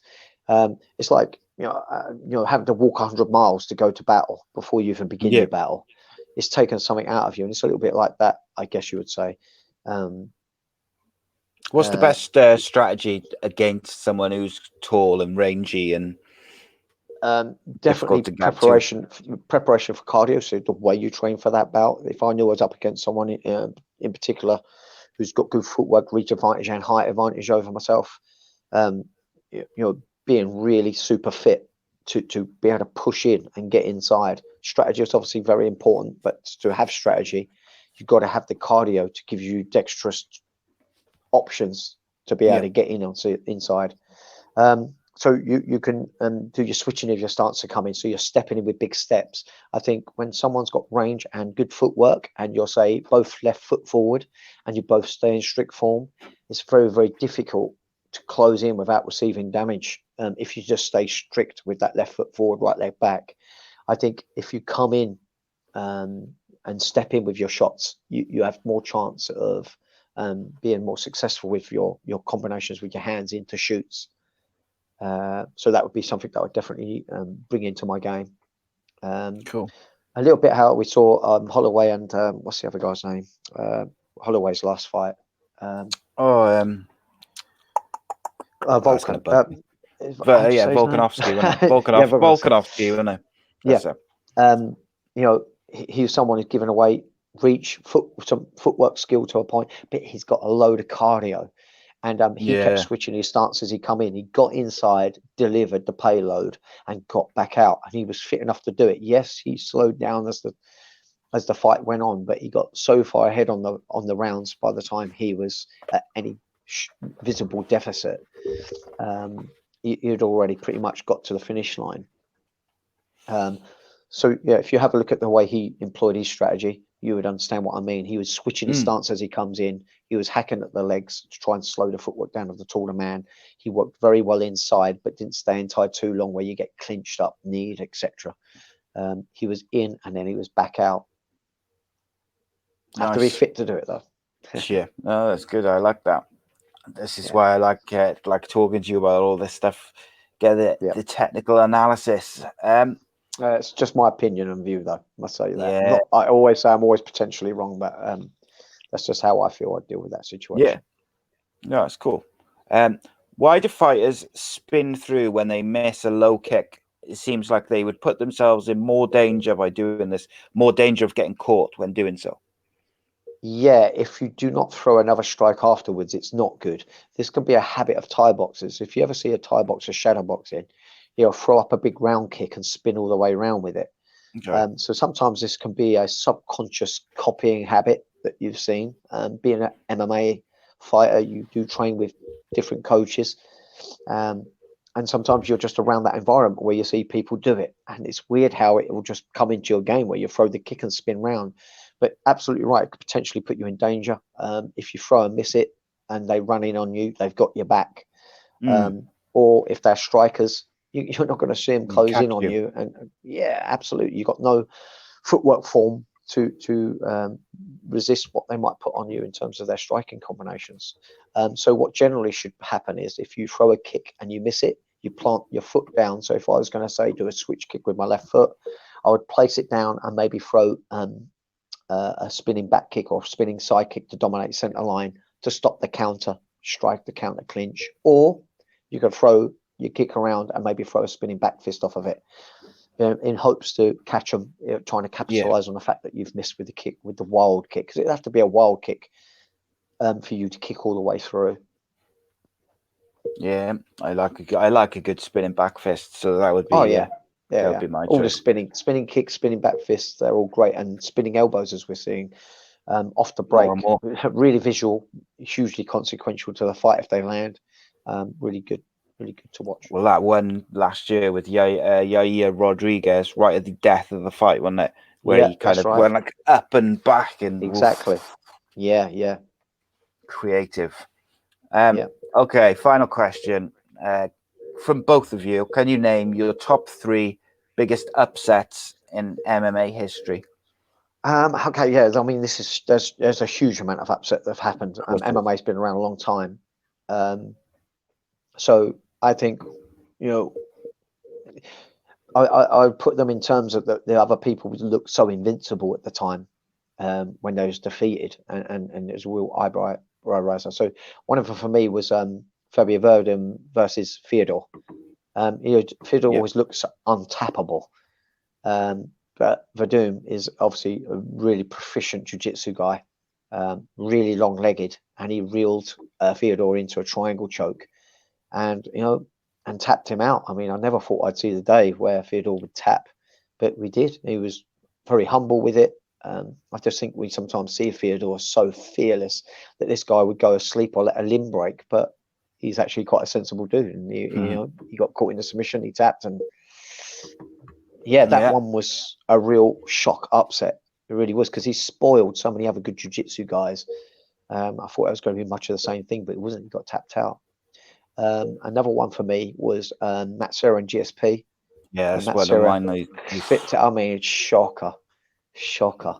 I mean, GSP was a massive favourite to win that fight.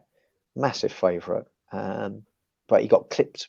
It wasn't even with a clean punch that led to the finish. I think caught him behind the ear slightly. But Matt Serra is a short, stocky, aggressive guy. He's like an angry Rottweiler. He's a very compact, angry dude. When he gets the taste of blood, he's going for that sub or that knockout, and he clipped GSP and very quickly was on him and put him away. That was another real shocker. This put a female bout into the mix as well.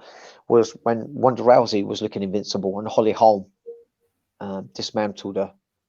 She destroyed her, didn't she? She showed up the true holes in Ronda's game, and I don't think Ronda was the same ever again after fighting Holly Holm. No. I think it was I can't remember whether it was a left lead kick to the head that finally led to it. But Ronda Rousey looked uncouth, just looked like she was never going to get her down. That was another huge upset. So that was sort of. I actually thought it was a top 5. I put my top 5 did I say down. top 5? Go on then. You do another. You do another 2, and I'll do 1. Yeah. Because these ones and the other one totally shocked me, but partly because of the way he won. Really, was Tito versus Ryan Bader. Yeah, that one. He got yeah. I mean, Tito's not known for his submission, and we know they're both really proficient wrestlers. Just did not expect. I did not see that coming. I think Tito was as much surprised as Bader or anyone else watching it was. But what a great win, because Tito was on his way out pretty much, and Bader I think was 5-1 at the time. Yeah, really looking dominant. That was another real big shocker for me. And pleasant one, because I've always been a fan of Tito. I've always liked his game. Super nice guy as well. If you ever meet him in person. He always has time to talk to you. And the other one, which I think can't be taken off the list really, was Anderson Silva versus Weidman. Anderson Silva sometimes looks so unbeatable, hasn't he, over the course of time? But Weidman, I think he won twice, didn't he, over him, because he had the leg break against Weidman as well. Yeah, one of them. And that was another one that I think was a real big upset and a real big surprise to people. It put Weidman on the map, but unfortunately he never was able to follow through after those successes he has over Anderson Silva. He sort of had a hard time to stay on top of it all. So I had a couple of the ones, which I had the GSP one and the Weidman one. Yeah. But I've also got, I'll just name two because we did five. So I had Michael Bisping winning the middleweight championship off Luke Rockhold, just because it was he took the fight on short notice. Everyone had written him off as kind of never going to be up to that level, and he gave Luke Rockhold a bit of a whooping. Yeah, knocked him out in the first round. Yeah, and he clipped him. And he was gone. And my other one, which might shock people that I would know it, but is Royce Gracie winning UFC 1, 12th of November, 1993. And he faced that massive dude who I always forget his name. There was a few massive dudes that he fought. Well, there was like boxers. There was a Koshinkai, the karate stylist. He fought that really tall karate stylist as well. So he bought. He just looked so small against. I think it was Jimison. I forget his name now. I'm really sorry. I'll quickly, but the size difference. Everyone, didn't give him a chance, and he jujitsu'd him into oblivion. And it wasn't if I remember correctly, and I should know because I watched it recently again. He tapped him out very, very, very quickly. And people just didn't expect it because Royce Gracie's so unassuming in his demeanor and everything, but the man is a legitimate legend and badass. Yeah, absolutely. And I've had the privilege of meeting him on countless amount of times. Spoke with him. I was going to ask you about that. Yeah, and spent some time with him. Really, really good guy. Very thoughtful about the words that come out of his mouth. He would never just talk mindlessly. He don't talk from just emotion. He thinks about everything that he says. It's still very, very traditional. He very much sees his BJJ. We unfortunately or fortunately, however you want to look at it, we look at BJJ in very much its sport format, whereas the Gracies very much see their jiu-jitsu as a self-defense system. Okay. So, when we put some questions to him, one of the ones I asked him, is there any opponent that you've faced that you would want to face again? Or would it always be a new one? Would you always come back fighting? And he said, I'll fight anyone. I don't have a particular favorite to fight or not favorite to fight. I'm willing to fight anyone. But what he says, his criteria of what a real fight is, he said, I would prefer to fight with no time limit. That's where I'm effective. He said, I still go running out 10K a day. He's still a very, very fit man. And I think if you listen to interviews of Hickson, he's still very much in the approach that, if you really want to find out who the toughest fighter is, it has to be done without time duration, because having rounds does put a different emphasis on terms of strategy to win on a scorecard. A fight should be won by someone quitting or being put asleep, or knocked out, any of those ways, not being left to any judge's scorecard. And I really do believe him that that's how he sees things, and he says in that term he's still legit today. That's how he sees it, and I absolutely believe that he believes so. Really super nice guy. Got time for everyone. I always see him at the Bellator events, and he's always having photos taken with kids. He never gets bad temper. Never looks like he wants to rush off. He seems to enjoy it, and people also enjoy being around him. Absolute legend.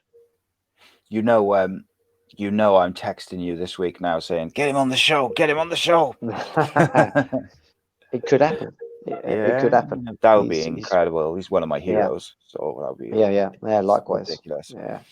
So back to the sort of normal amount of time for this week's show. Next week's show might be a little bit longer because we are going to be talking Tyson Fury versus Wilder, Kody Davies versus Umar Siddiq, UFC Felder versus Hooker, and Bellator Dublin, McCourt versus Reyes. Obviously, we're not going to go through all of those shows in the amount of detail which we go through the UFC shows normally. The UFC show will be our predominant sort of focus in terms of Danny breaking down the fights. We'll go through the Dublin Bellator card relatively quickly. We'll also discuss Tyson Fury's fight and Kody Davies's fight. Yeah. I also have an interview with Kody Davies, which is coming out on Friday. You can check that out, youtube.com/ACEpodcastNation and all your podcasting platforms. As mentioned before, I'm interviewing UK band The Crooks on Tuesday. You can check that out very soon. They also have a single and a sellout UK tour. If you've got any questions for former Wales international and ex-Arsenal defender Rhys Weston, you can get them in tomorrow. And football fans, join us every Monday, 7 p.m. for the Andy Campbell Show. It's always a lot of fun. We got talk all sorts of different stuff. And it's always fun in the live chat and entertaining, interacting with people, as we're doing the show. It's a different aspect to the podcast.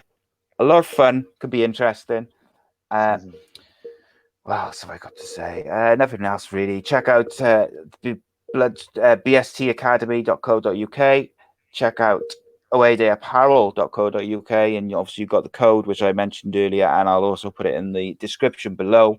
And I've also launched Ace Podcast Nation's Teespring store, where you can pick up mugs like this and pick up t-shirts like the one I normally wear. From there, if you would like to support us and the work we're doing towards getting you awesome guests and having regular analysts and pundits like Mr. Danny Batten, Mr. Andy Campbell, and all the other awesome people that help us out and join us to talk about our favorite things. Danny, it has been a pleasure as always. Yes, thank you again, Si. Always look forward to it, and I'll be looking forward to next week too. Yeah, next week. Now I'm really, really looking forward. I always look forward to these shows anyway, but next week I'm really looking forward to it, just because there's so much to talk about. Yeah, it's going to be awesome. Going on. It's great. It's good. Guys, give us a follow on social media. Most importantly, really, tell people, tell your friends, tell if there's something you enjoy, particular show, particular guest, tell your friends, help us spread the word, help us grow. And if you want to support us, the best way to support us directly is to subscribe to the YouTube channel, youtube.com/ACEpodcastNation, and obviously things like the Teespring store where you can buy the merchandise, which there'll be more stuff up because we're launched a new logo for the Andy Campbell Show recently, and I'm sure we'll get one for the Danny Batten Show done soon as well by the same people, because I'm really, really happy with the work they did for the Andy Campbell Show. Okay, Danny, thank you very much. Guys, thank you for watching. Thank you for watching, listening, downloading, however you do it. Thank you very much. We'll see you next week with another episode of the Danny Batten Show. Defending a champion, welcome, Danny Batten.